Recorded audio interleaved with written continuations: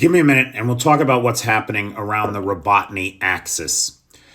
Today is Friday, November the 10th. Happy Veterans Day to everybody out there. It is day 625 of Vladimir Putin's war of aggression against the people of Ukraine. And on the Robotyne axis, we see the dilemma playing out that the Ukrainians have created for the Russians. Recently, troops of the VDV, the paratrooper division of the Russian armed forces, have been rotated out of Robotyne down to support the Kherson defensive.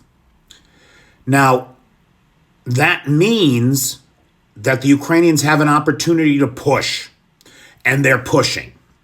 They're pushing along the west flank where they've recaptured the heights there, liberated those heights, and now are looking down on the town of Kopani. And then in the east direction,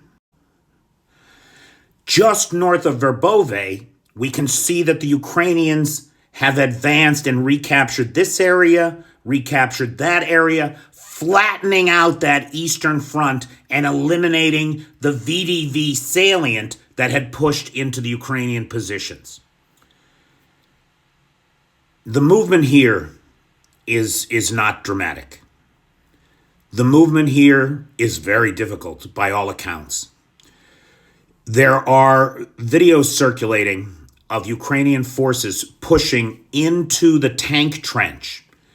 That's that line of defense. If you look right there, that's the tank trench in front of the manned line of defense. And there's about 200 yards between them. And so here you can see some of this manned trench is in Ukrainian hands already. But now the very difficult hand-to-hand combat of cleaning out that manned trench is happening. And that's a costly, nightmarish kind of scenario. I can't even imagine it.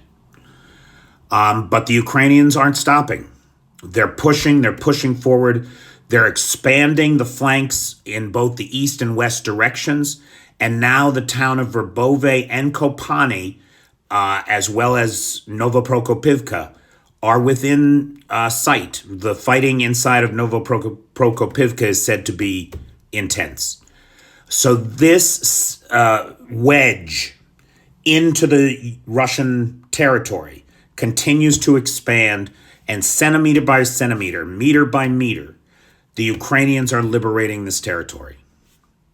Stay tuned for more.